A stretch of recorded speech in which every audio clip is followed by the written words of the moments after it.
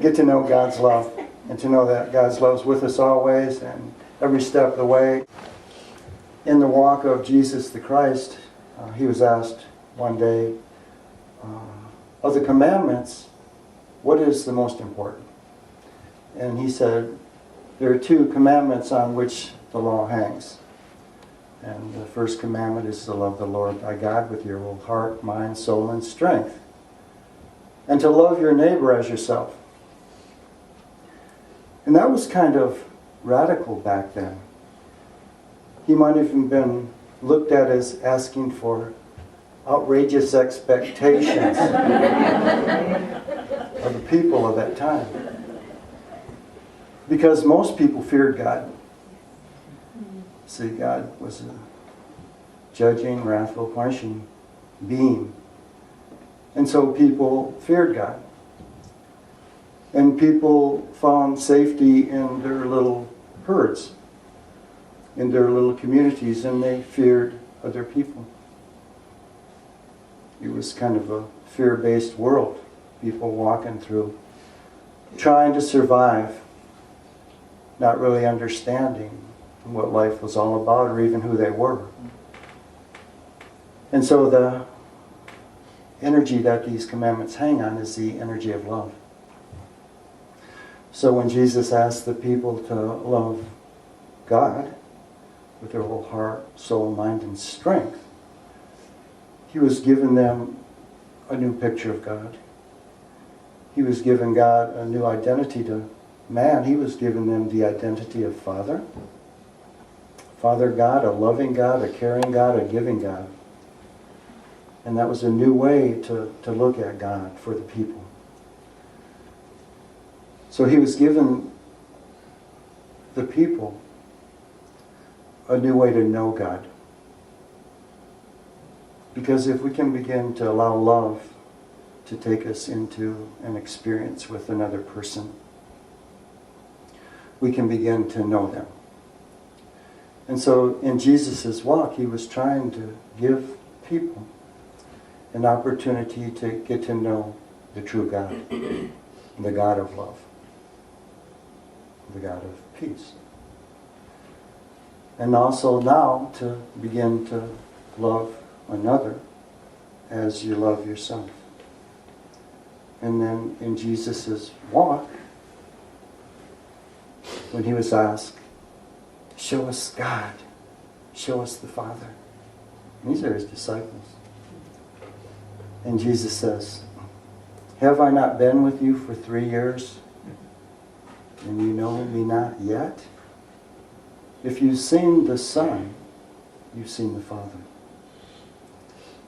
And Jesus' walk was a walk of love, was it not? Jesus' walk was a walk of all-inclusiveness. For he included everyone in his world. Because everyone was inclusive in God's world. So we look at that as maybe an outrageous expectation of Jesus for his brothers and sisters on planet Earth. And here we are, still trying to make it so. Trying to make it so, number one. So this year, being 2000 year, the year of outrageous expectations, perhaps we could ask ourselves or challenge ourselves to begin to experience outrageous expectations in love. In the ability to give love more freely, in the ability to receive love more freely, in the ability to accept one another as love. And I think that the Divine Dip, random as it may be, was right on for today. Because we're all here on divine appointment. We all here are connected with love and with energy. And as we might look at our walk as being individual, we are walking together and we're walking as one. And so as we begin to change the way that we look at ourselves and maybe get to know ourselves better, we'll begin to look at others differently, begin to know them better, And in the process, love begins to flow a whole lot freer. In chapter 161 in the Aquarian Gospel, I want to read a couple of verses in that. And this is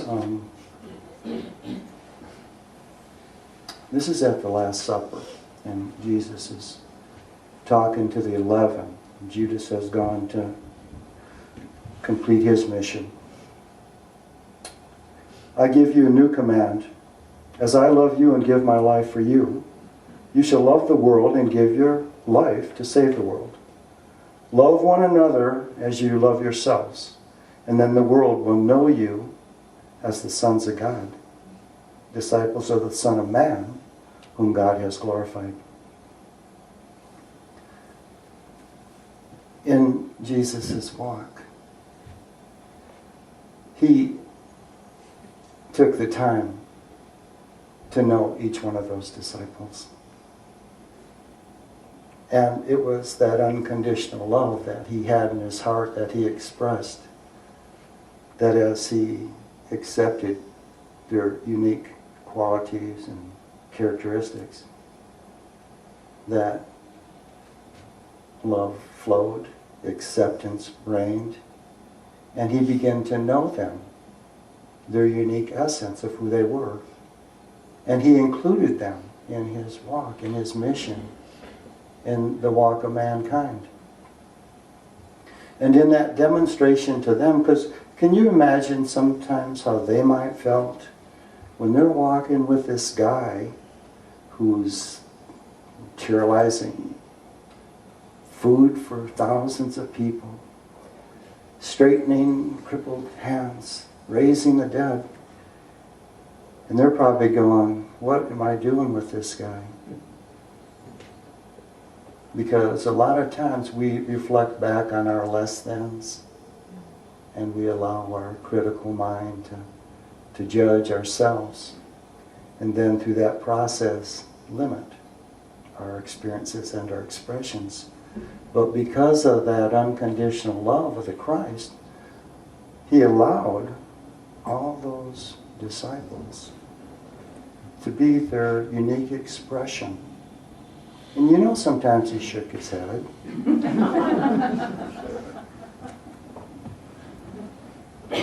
Or when a mom might come and say, hey, Jesus, when we're all up in heaven, can my two sons sit at your side? The other 11 probably didn't like that. Like, what's going on here? And he'd just say, I think we're all one. We're all going to be taken care of. So, with our commandment to love one another, to love God, to begin to know God. Begin to know God, and once we begin to know that God's a loving God, caring, supportive God, that Father God in our life, we can begin to breathe a little bit easier. It's not so much survival now, it's experiencing. Last week, Cindy's talk was awesome. It's on YouTube. Deserving, desiring.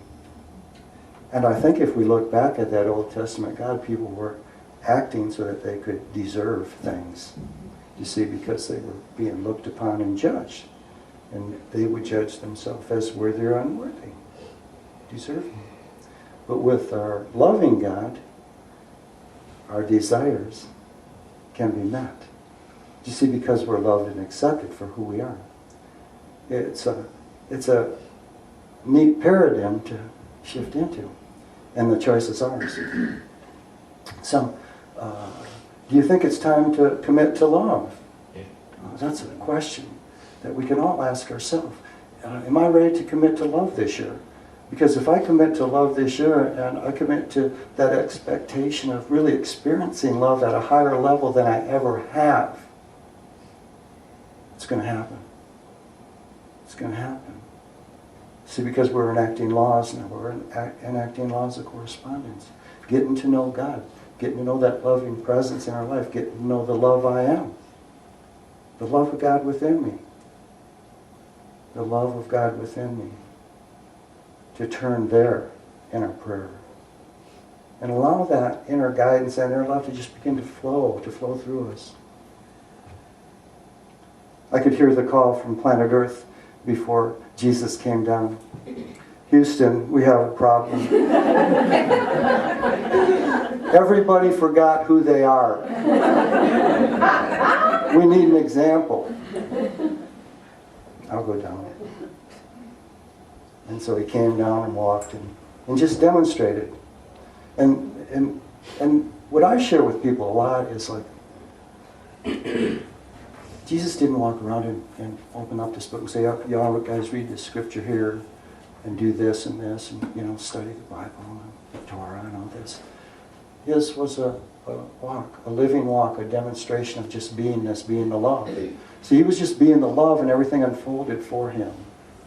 And I think if we begin to just be that love, I am the love that's within us, our life will begin to unfold. See, we limit ourselves because we don't know who we are. We've got an identity problem. We don't know in our hearts that we are the sons and daughters of God. We're trying to understand it in our head. We're trying to get an intellectual understanding of it. Sometimes I just don't get it. We can read and study and meditate and begin to get that true understanding. Say, we talked about yesterday in my class, the illumined intellect. See, the illumined intellect, and that's pretty cool, but that's really on the outer and it's on a superficial level that we deal with people. And so sometimes we get really illumined in our intellect and we become a legend in our own mind, and pretty soon we can tell people, what they should be doing. And when we start telling people what they should be doing, we're going back to that Old Testament stuff. You see? We're not trusting the God that's within them. We're not including them in the understanding that God is omnipresent. God is everywhere present. If God's everywhere present, we're part of that everywhere presentness of God. And so is everyone else. And so as we begin to connect and know that about ourselves, and then love and support another, well, that's what allows them to allow that to express through themselves. You see, we can be supportive of people in their true nature, or we could kind of push them down or just hold them in our identities.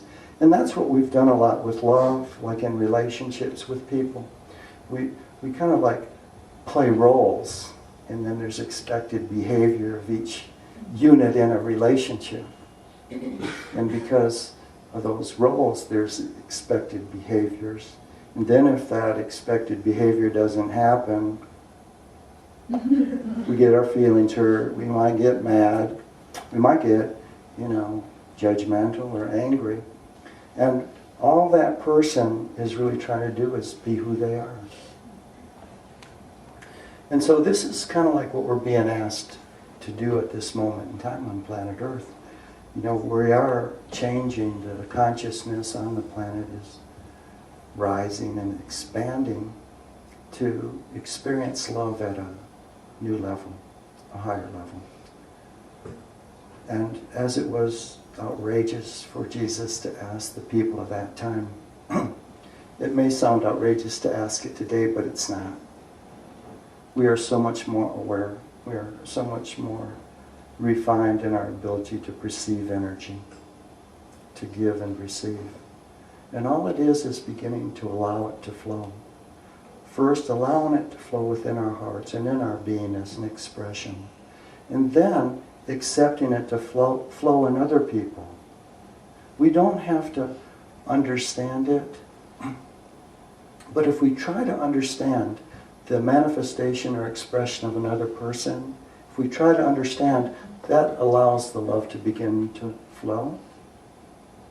But when we judge another's manifestation or choices, we're kind of like standing over them. Why are you doing that, Kristen? You see? Instead of going, Kristen, I don't understand while you're making that choice, but I'm going to trust that the God within you knows exactly what's perfect for you. So bless your heart. You see, as we begin to take those steps in our life, and that sounds kind of weird right now, but pretty soon that's going to be the norm. You see, we're breaking grounds. This is the way that we can live. We can see people as souls unfolding on planet Earth. We come together to balance our karma. But let love be that strand of energy that begins to lift us all and transmute the differences, because we are one.